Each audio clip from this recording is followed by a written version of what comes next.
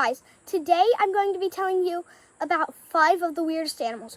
5 is the kind of weird, but not weirdest on the list, and then 1 is the most weirdest. So let's start. The gharial, also known as the gavial or fish crocodile.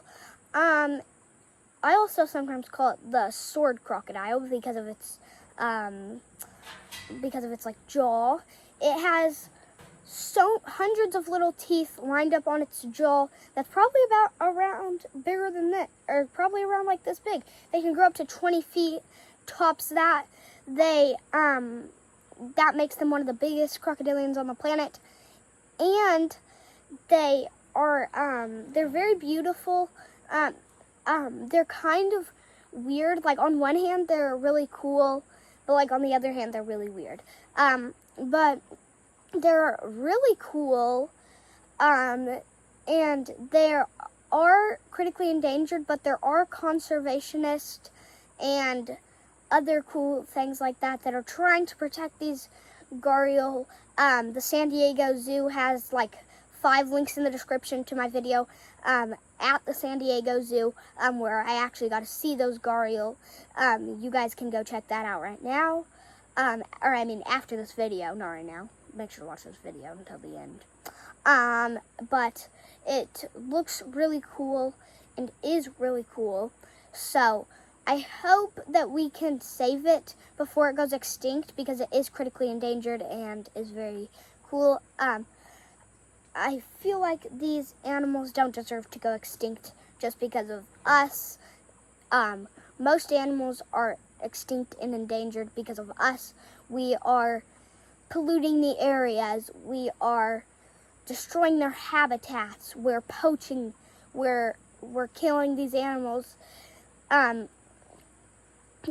Please, if you ever do find yourself in a situation, I'll tell you guys how to survive a gharial attack in just a second, and pretty much any crocodilian attack, which pretty much any you can use these techniques for.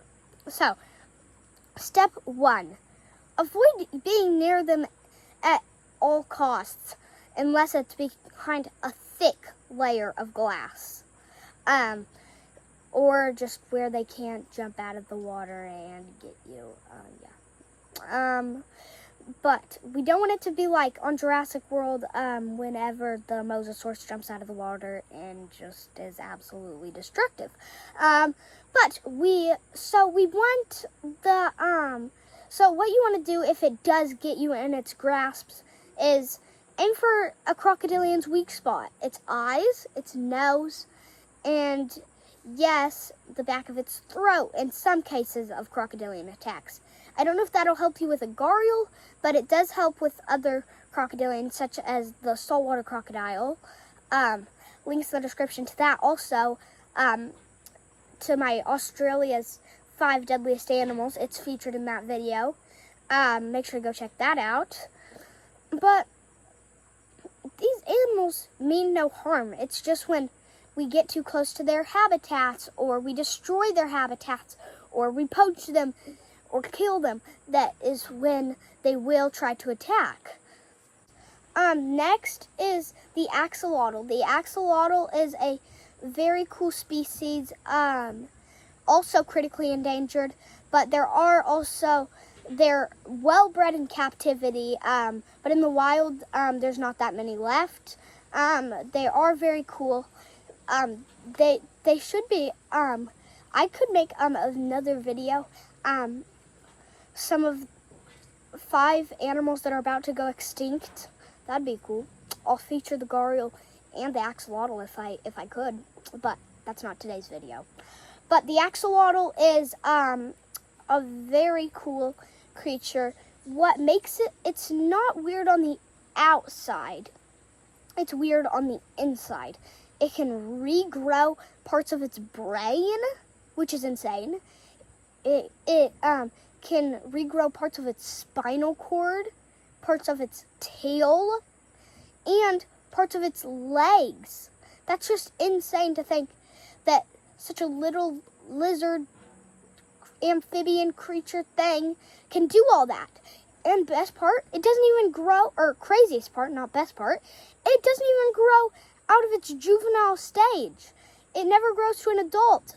It just stays as a juvenile. They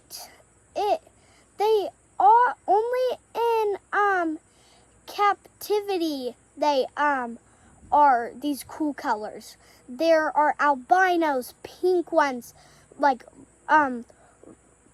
all sorts of colors, gold and like literally so many different types of colors. There's some axolotls that can go for like a quarter, like so much money. Like they aren't that cheap though. Not all axolotls are cheap, but a lot of people actually keep them. They are very hard to keep, so I don't recommend keeping one as a pet. But if you find one in the wild, I would either bring it to like a conservationist or like somebody who has like a lot and knows how to handle them very good. If you do know anybody that is like that. If not, just leave them alone, please. So they are very cool, also very cute. I think that we should just let them be wild. Guys, next is the Mata turtle. It's literally nature's filter. It literally sucks up fish like a little vacuum cleaner, and it's so crazy. It looks just like a big leaf is what it looks like, kind of, but they're cool. I really like them. They're from the Amazon and the Congo Basin, which they are very cool, but definitely not the cutest animal. So, yeah, not the cutest. But they are one of the coolest because they like literally in a millisecond they suck right up fish and other things like that they eat, and they look really cool, but definitely not cute.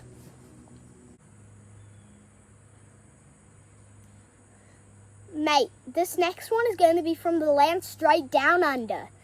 And yeah, that's what I mean by it. I'm pretty sure they only live in Australia.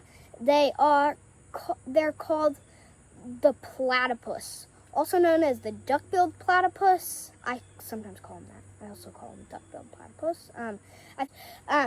But what makes them so strange is that they're a mammal that lays eggs. Only 2 species of creatures on this planet do it, and that's the echidna and platypus. So that's why they're really cool. They're very weird, but I think they live in rivers and stuff like that. Another thing that makes them so weird is the males have venom glands in their back legs, which is just crazy to think that such a crazy animal could just be so crazy. Like, that's literally all I can think of when I think of the platypus. Crazy. Crazy, crazy, crazy, crazy, crazy. That's all I can think of. And they look definitely not cute, I wouldn't say. They look like a duck mixed with a bear mixed with a beaver. So a pretty random mix, if you ask me. Now, for the grand finale. The weirdest animal in the world that I could think of is the, drumroll please, blobfish. The blobfish is probably one of the ugliest animals on the planet. In 2013 was voted the ugliest animal on the planet and weirdest. I mean, I would vote it the weirdest. It's crazy. It lives over 1,000 feet deep in the ocean, and probably almost a mile down, probably. I mean, I bet that's where the farthest ones live. They live down at the bottom of the trenches down there. They're crazy. I mean, if I was a fish, unless I was an anglerfish that would have that light, I don't know if I would want to swim in the deep, deep parts of the ocean. But they are really, really crazy looking. They have a big floppy nose. That's what I think makes them look pretty weird. And they're very chubby, chubby-ish, and they only look that weird. This is actually what they look like whenever they do have, whenever they are under all that pressure in the trenches and stuff. They look more like a normal fish whenever they're like that, I'd say.